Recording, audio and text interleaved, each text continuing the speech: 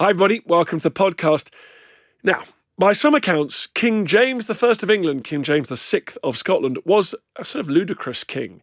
He's stereotyped as dour and uncharismatic, and he's sort of obsessed with strange, pedantic religious and philosophical debates and very interested in witchcraft, far more than in the traditional pursuits of a king, which is basically going to war against your enemies and making an ever grander and more expansive realm. And that reputation certainly wasn't enhanced by the fact that in his son's rule, that of Charles I, England, Britain and Ireland descended into a savage civil war. So James and Charles became subjected to absolute tirade, an outpouring of anti-monarchical propaganda, and historians have been pretty tough on them since.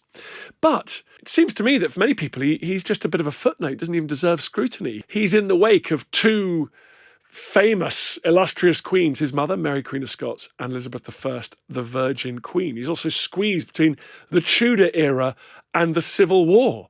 There's not much time given to James I himself. But today, we're going to put that right. We're going to ask if history has been unkind to poor James I and VI. Does he deserve his tarnished reputation? Or is he one of the most underrated kings in English history? Was he a bumbling, slobbering king with a tongue too big for his mouth? Or was he rather far-sighted? Was he a peacemaker, a unifier of the crowns, a patron of culture, and someone who at least attempted religious tolerance in an intolerant age? Joining us to help us work it out is Anna Whitelock. She's a historian, she's an author, she's Professor of the History of Monarchy at City, University of London. She's been on the pod before, great to have her on again. Anna, welcome. Dan Snow, very good to see you.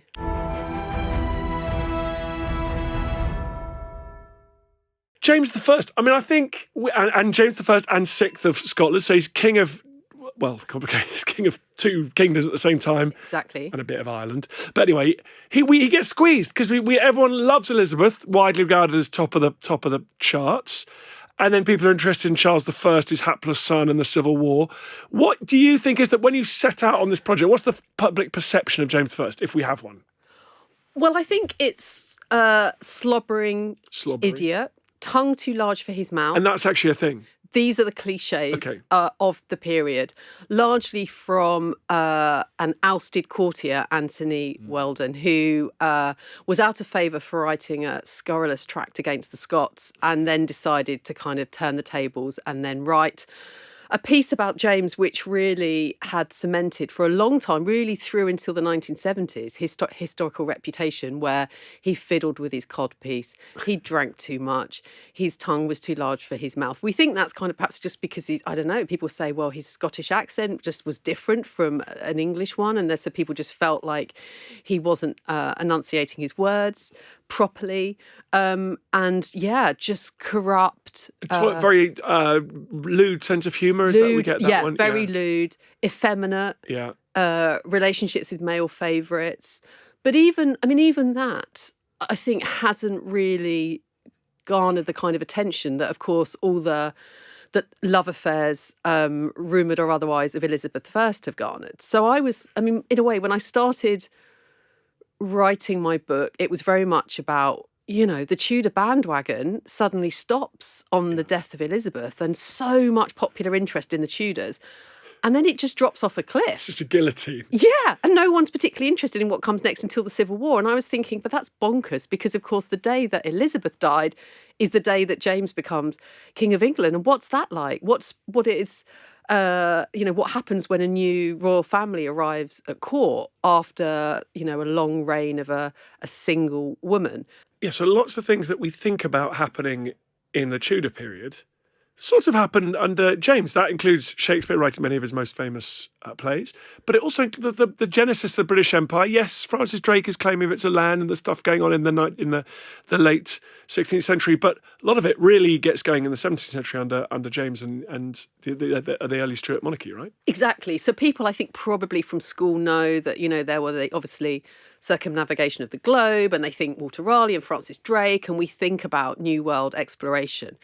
But of course, no permanent colonies were established during Elizabeth's reign. And it was, the East India Company that becomes so significant was chartered by Elizabeth in 1601. But actually, the first ships returned within months of James's accession. And really, we see with the peace with Spain, which James brokers soon after his accession, we see trade really open up and be, in a way, James was re-establishing contact with the European continent after essentially the first Brexit, if you like, the break with Rome, and the Tudors, of course, long at war with Spain. And he decided it was time to reconnect with Europe and forge an alliance, or at least a peace, with Spain. Okay, let's appraise James afresh here. Born in Scotland. Son of Mary, Queen of Scots. Exactly. Again, a very popular figure who fits nicely into that kind of Tudor princessy world of fandom. Exactly. But no one thinks about a little boy. No one thinks about the little boy. And of course, the little boy who became king, just barely months old. So Mary, of course, was forced to abdicate. And James is this infant in arms, babe in arms, who becomes King of Scotland. You're absolutely right. The Scottish part is often just a footnote to James as King of England.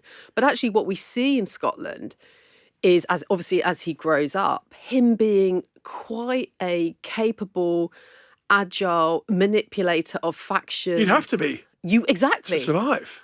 Exactly. It was a hotbed of conspiracy, assassinations, murders. He was imprisoned for a time, kidnapped. So he had to be pretty wily to survive and also impose his will against the nobles and the Scottish Church. And he also, and again, often overlooked, that he was really pushing for Scotland to be recognised as a significant power in Europe. He traded with the Baltic states, but he was basically saying to the big kingdoms of France and Spain, I'm one to do business with. And partly that was because James wanted to curry friends for when he claimed the English throne. But he also had, and this is one of the themes of the book, he had this vision to reunite Europe, to bring together Protestants and Catholics, and so reunite Christendom, which effectively was, Western Europe. Now, how much of this was principle and how much of it was really smart pragmatism? Because, of course, by talking lots about peace, it meant that he could avoid, as far as possible, committing to war, because war was very costly.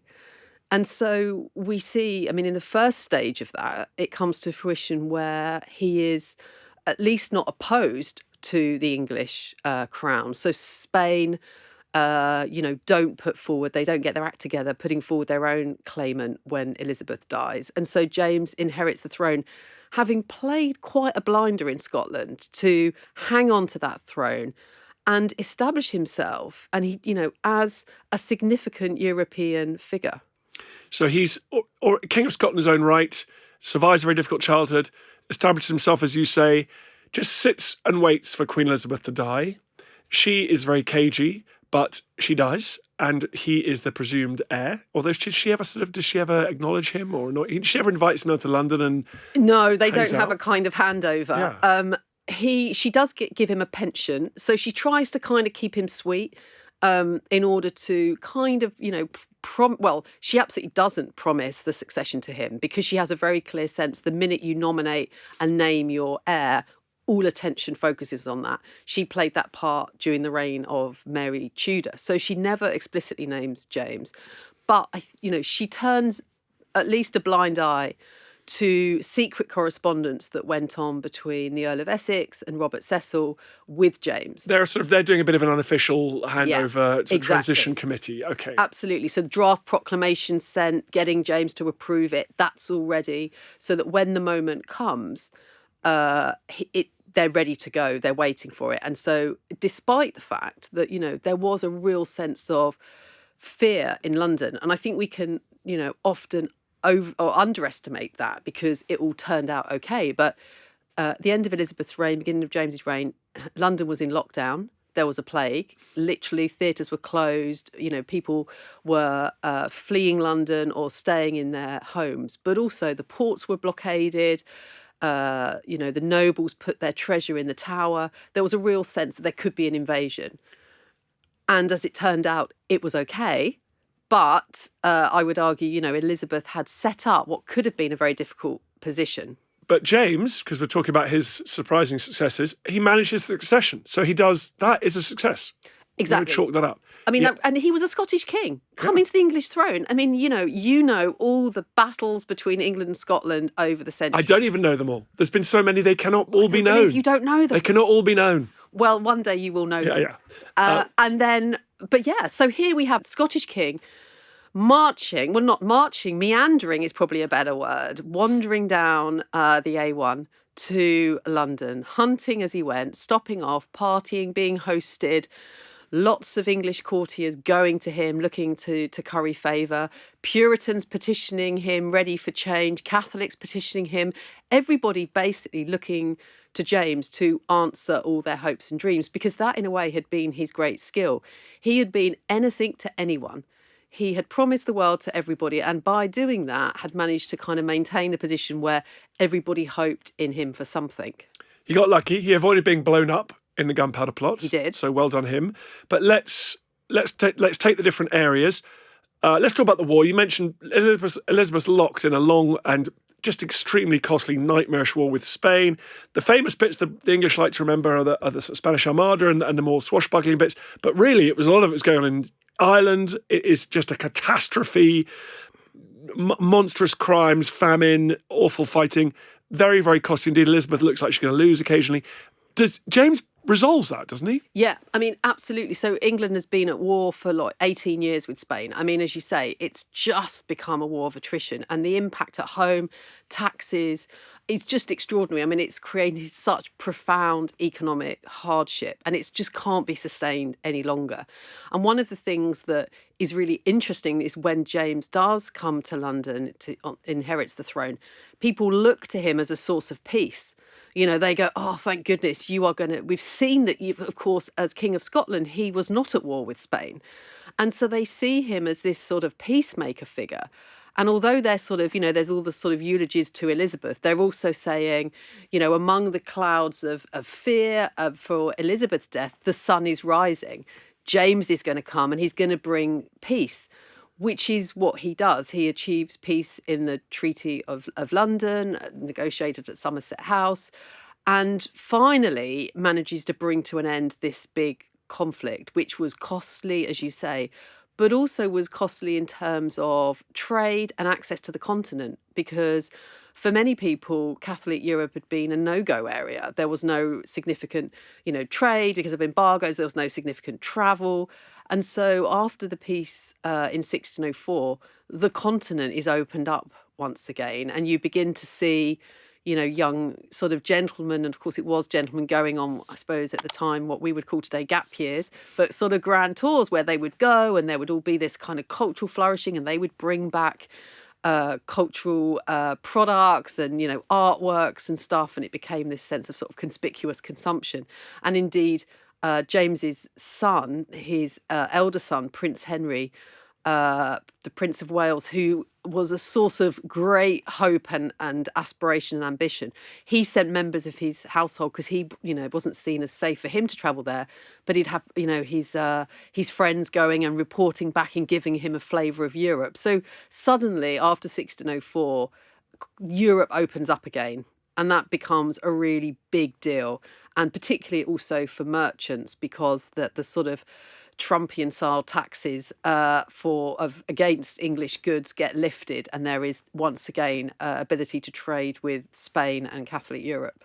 Speaking of Catholics, what about the domestic side of religious side? Because England, we know since the Reformation, there are Catholics, Elizabeth persecuting Catholics, but there's also sort of radical Christians, Protestants, evangelicals who are causing problems. They don't want any bishops, they don't want to establish church, they might not even want a monarch. They're sort of living in these more, these flatter kind of communities, aren't they, where the only thing is the word of the gospel, and they elect their own preachers and things. Is James now dealing with, how is he trying to sort this religious tumult out in England? Yeah, I mean, Elizabeth had tried to hold things in check up to a point, and then by the end of her reign in the 1570s and 80s, it was starting to get, there was real hardline action against Catholics. And of course, the hopes that James had engendered by his accession, and before it, when he'd promised all things to all men, literally went up in smoke in the Gunpowder Plot, because Catholics were just like, well, what the hell? You haven't done anything for us. And of course, it proved for extreme Puritans, he hadn't done much for them either. He decides to have a big religious convention, the Hampton Court Conference. And in a way, I think this is a kind of prototype to what he wants in Europe. He talks a lot about wanting an ecumenical council whereby Catholics and Puritans and Protestants would come together. He's happy for the Pope to preside over it. And he believes that religious reconciliation, reconciliation from the split of the Reformation, can be achieved. And this is a means to establish peace and stability and therefore prosperity in Europe. Now, this, of course, goes against really the sort of currency of the times, where it's all about, war and the other side are going to burn in hell. Precisely. And so, at Hampton Court, the thing that we know was most significant about it is the King James Bible. James decides that he wants a text which gets rid of all the kind of open to interpretation of the Geneva Bible and so on. And instead it's going to be the Word of God, but really it is, as the title suggests, King James's Bible. It will be really one of the first significant sort of defining features of the British Empire, ultimately, that this exported text goes around the world, establishing the English language, with all kinds of phrases, apple of your eye, in the James Bible, all of these phrases that we think of today, so many of them date back to the James Bible. I'm glad that was the one that came to mind when you looked at me. I know, exactly. There's a lot worse you could have chosen there. So, because before that, there were just Bibles being translated by any old people and printed in Geneva and printed elsewhere, and they were just all spreading among the population. Pretty much. And it was this sense of like people had their own sense of interpretation. And James was like, no, this is about uniformity. And part of it is his conception of this sort of our fledgling idea of Britain, that he wanted to have a clear sense of this is the language, it's under my authority as king. And so, the King James Bible, the legacy of that is hugely significant. And we shouldn't forget that when we think of James. At the time, it took a huge amount of work. James was quite involved with it. Committees were established with Oxford and Cambridge scholars and so on. It was many years it took. And James was quite involved.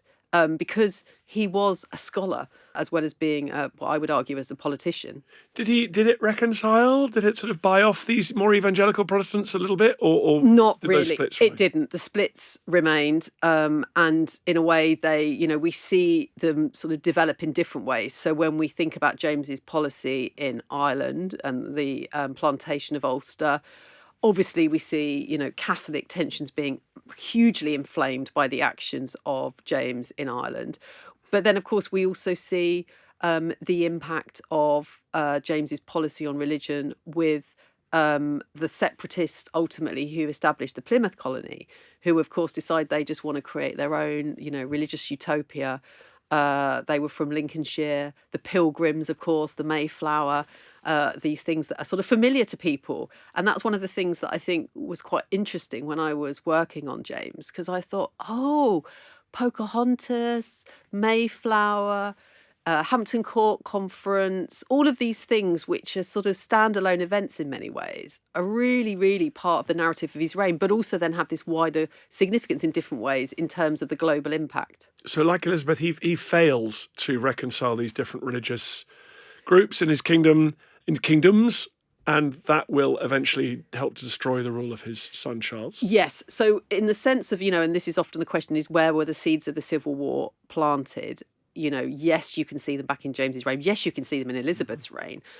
But James's view was that if Catholics could be loyal subjects, he was relatively chilled about it. His issue was with the Pope. And we see this in his writings when he was King of Scotland. And then increasingly he became, there was sort of cause célèbre for his writings against the Pope. He talked about him as the Antichrist. Yeah, surprise, surprise. Kings don't like popes. Exactly. Kings, he was onto a winning it's a sovereignty dispute. He was a winning campaign, really, to kind of be seen as, the spokesman for monarchs in Europe. But he was like, the Pope shouldn't have deposing power. And so, again, he really pushed himself forward to be the leading European spokesman for this. Now, again, I think part of that was principle. I mean, he thought that was outrageous. But and the divine right of kings, which we know we sort of attached very much when we think of James, that also evolved to become the debate, very much against the papal antichrist and plans or the ability of the Pope to depose monarchs. Let me pick you up on that, because that's what lots of people talk about this period, the divine right of kings. Yeah.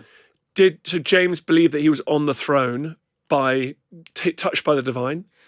Touched by the divine. I mean, it was also about what that meant in terms of the position that he had relative to others. There's no pope above him. There's nothing between him and God. Yeah. And so he, in temporal matters, he believed so that, hence Parliament not being able to have a freedom of speech. Ultimately it was down to him. And so the idea became particularly sort of evolved for James when the Pope was, for example, in dispute with the Republic of Venice. I mean, there was this great sense of James basically was like, this is the time where we all need to come together, European leaders, and push against the Pope. But of course, what James's role in this was very much the rhetoric. He did the spin. He didn't want to commit to any kind of military action. And I think this is where you have seen James as sort of having a kind of effeminate attitude. He didn't want to engage in war. And historians have also said, yeah, well, there was a real tension between James and his son, Henry, Prince of Wales, who died prematurely at 18. But he, in his sort of 18 years, was everything that James wasn't. I mean, he was this sort of young warrior king. He wanted to sort of go into battle. And so many of the hopes of the kind of former military men of Elizabeth's reign were projected onto the young Henry, Prince of Wales. But I think there's evidence to suggest that James actually curated and cultivated that idea of Henry being, in good time, England would be this leading force in Europe. Yeah, because James also inherited an empty treasury, didn't he? Precisely. The cupboard was bare. The cupboard was bare. He inherited kind of like a year's debt, peacetime revenue. I mean, he had no money. I mean, initially when he came to England, he was kind of like, oh my goodness, this is like manna from heaven, because of course, compared to Scotland, England did have money. And I think he knighted about 190 people on his way down from Scotland to London. Some of it was, dodgy dealings. But I mean, he was known for his largesse. But I mean, and again, that's part of the caricature of James. But I think there's evidence that he was pretty pragmatic. He knew that England could not afford, or his fledgling Britain could not afford war. He knew that, people would not pay taxes. There just wasn't an appetite for war anymore. And so, I mean, the only way he could try to raise money, which he did, through forced loans on the city, he also, through customs duties, that became a really big source of revenue for him. And so, I mean, one of the conclusions that I came to, I think, is that actually James really broke the mold in many ways of being a king where it was all about military might and you plaudit through battle, and his drive being all about war. James, I think, was a man ahead of his times, and actually he sought to forge his reputation as a politician and as a diplomat. He was kind of punching above his weight. He was talking the talk, knowing that he wasn't able to actually deliver a significant military force. But actually, he talked up Britain's position at a time when it really had no money. And in that sense, I think he was pretty successful, and in many ways a kind of modern type of leader, more than the sort of medieval type of king that had obviously preceded him. So he's thinking about ruling philosophies, divine right of kings, his legitimacy.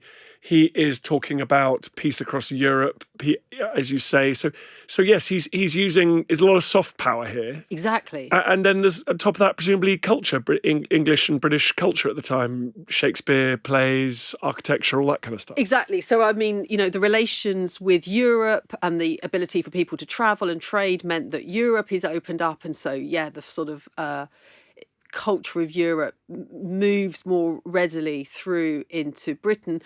As you said, I mean, William Shakespeare, who so many people associate with Elizabeth, I mean, he was one of the king's men.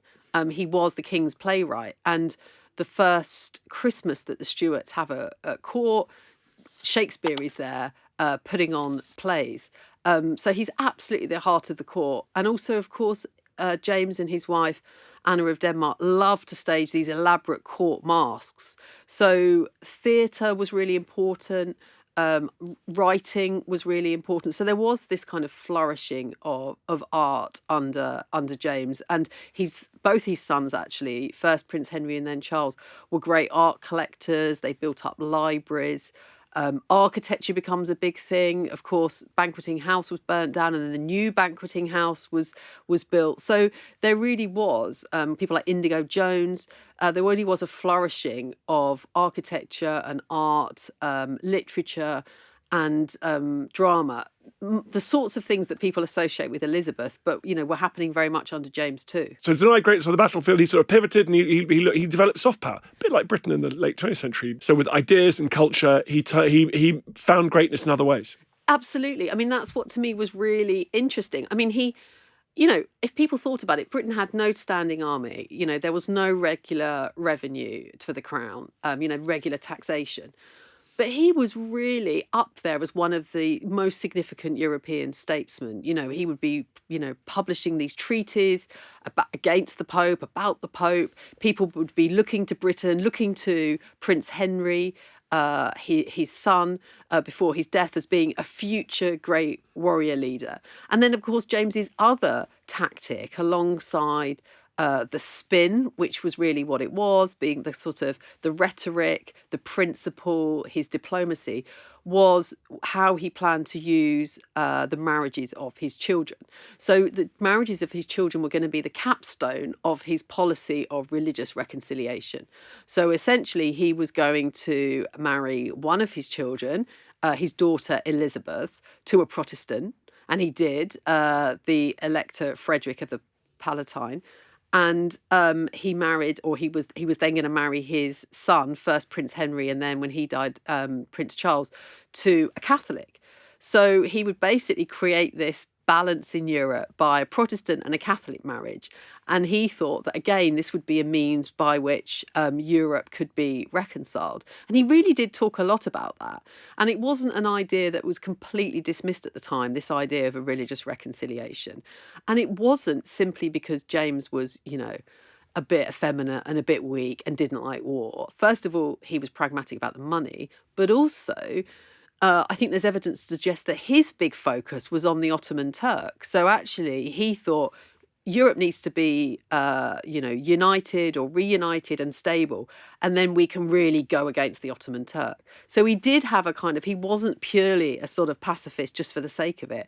I think he was principled, he was pragmatic, and in that sense, I think has been, as you said, overshadowed by the stereotypes. And in so many ways, he really doesn't conform and breaks the stereotype, because of course his son, Prince Charles, who becomes Prince of Wales after his brother's death, and what was the great drama, I suppose, at the end of his reign is that James, who was being this great peacemaker, his daughter marries the Elector Frederick.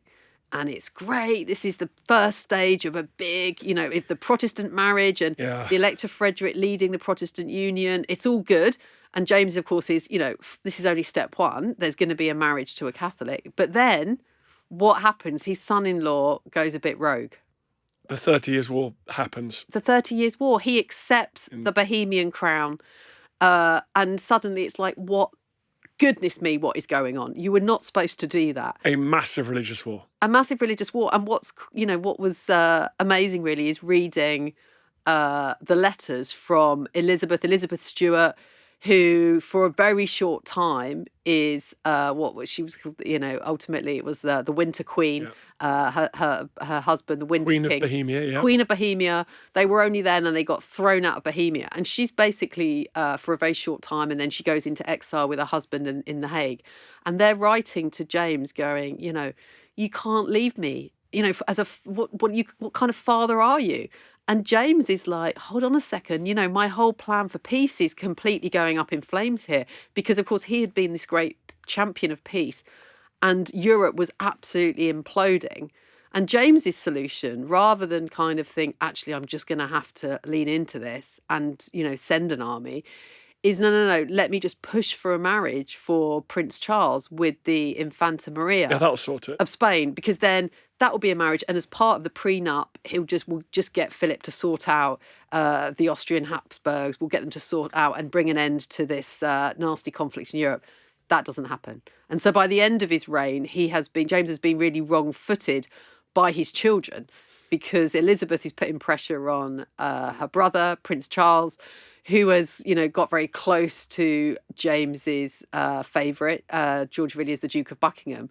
And really, Buckingham and Charles are, by the end of the reign, pushing Parliament and really in command of Parliament much more than James, and get to the point that shortly after James's death, there is an army being sent to the continent.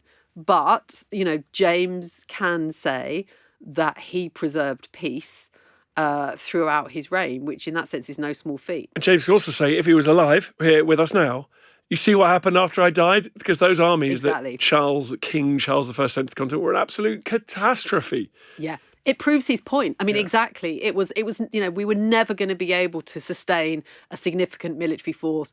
It was always going to be a disaster. And whereas James had kind of promised a lot, never really been tested, but through his rhetoric had been seen as this kind of really like smart, forward-thinking statesman, actually Charles just completely pulled that kind of edifice down. And, the rest is history, as they say. So a generation of historians 100 years ago who thought we like the monarchs who sort of fought Europeans and extended empires like Elizabeth was seen to have done. That's why James has been a bit overlooked, because he was a bit out of fashion, presumably, in a world where surely you want to be taking it to the Spanish and raiding them and establishing new colonies everywhere. Exactly. I think that's exactly it. And so he was dismissed as simply kind of effeminate. And then, of course, it was conflated with the fact that he had these very close, probably homosexual relationships with male favourites. And it was just seen as, and then he's such a pacifist. So we had this monarch who, just simply wasn't interested in war, and it was kind of stereotype and cliche. But of course, when you actually look with a more global gaze, you see, for example, during James's reign, the first ambassador being sent to India. You see permanent colonies being established in the New World. You see attempts to establish trade in Japan and indeed to reach China for trade. Now, of course, the question is, well, how much did James have anything to do with that? Well, I mean, ultimately, James wanted to profit from trade. So he created the conditions, he chartered the companies, and in that sense gave Crown support because he wanted to profit from them. And then ultimately over time, and particularly with the Virginia Company and in the New World, the colonies, ultimately by the end of his reign, such was the kind of disorder of the Virginia Company that he took over, and essentially it becomes a royal colony. So actually, maybe not that impressive in Europe in terms of sort of expansion of territory, but in terms of expansion of trade routes and territories in a more, global way. It's all beginning to happen. Exactly. Britain. I mean, England and Scotland remain separate kingdoms, but he does a lot to try and create a British culture, doesn't he? A British elite. Is that a success? I mean, not really. I mean, of course, he wants to create a union. He wants one king, one law. He wants it all to be unified. He's like, look, guys, we're all one island. How can I be? He doesn't want to be bigamous. He said, I don't want to be a king of Scotland and a king of Wales. I need to be a king of Britain, because otherwise I'm a bigamous king. And he talks about, why would God created? There's nothing separating England and Scotland. So why are we opposing division that God hadn't created? But, in a nutshell, the English Parliament were like, we're not going to have a load of Scots kind of, A, they're not as good as us. B, they're going to come here and take our jobs and take our money. We're not interested. And the Scots were like, well, we want to be absolutely on equal par with England. We're not going to be the junior partner in this. And so all of James's plans to have a kind of, common currency and common law and common institutions, that all went by the by. But he proclaims himself King of Great Britain, And indeed, when ambassadors or kings are writing back to James, they do, refer to him as King of Great Britain. So there is this sense of Britain abroad.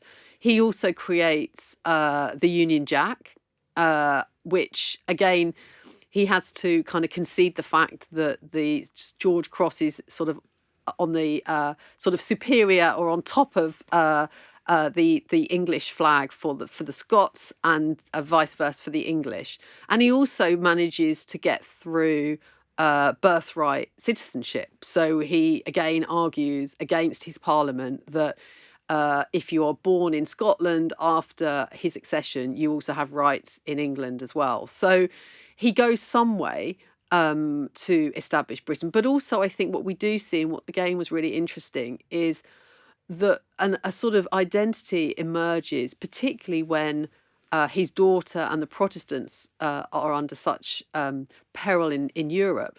We see this sense of people going, come on, let's come together and fight as Britons. And actually they see that the fact that this union could be amazing as a Protestant force.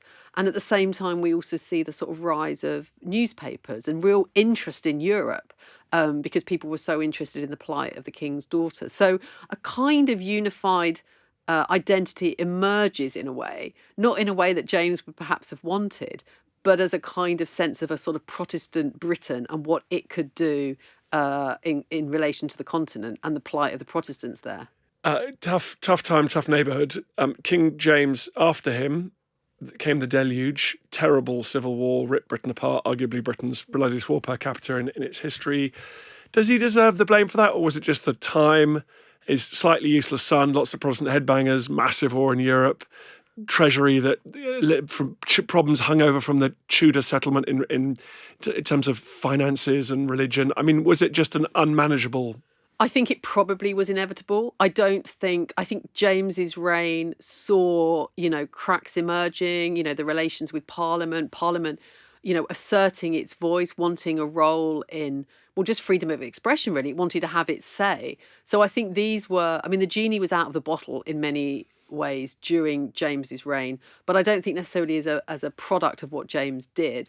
I think, the religious tensions that we see in Elizabeth's reign through James's reign, unresolved issues in Scotland and Ireland, it was kind of inevitable, I think. And I'm not sure that James could necessarily have done much to put the genie back in the bottle. And it all came down to his poor son, who definitely didn't have the firepower to do it. Absolutely not. There you go, folks. James VI and James I. Does he deserve that middling reputation? In fact, it seems to me that he at least tried to be a bastion of toleration at a very intolerant time. He was a peacemaker. He supported the arts and culture. I buy into that. But at the same time, for true greatness, I do think you want someone who forges an idea of kingship that people can sign up to, they can follow. It always helps if you defeat a few foreign enemies on the battlefield as well. So perhaps we're right. Perhaps James I and VI, he's going to remain mid-table, and perhaps he should be there. But it's been fun reevaluating him today. Thank you very much, Anna, for all of your input. Pleasure. Thank you so much. Thank you for watching. Make sure you like and subscribe so you don't miss any more of these films when they drop into your feed automatically. Thanks for watching.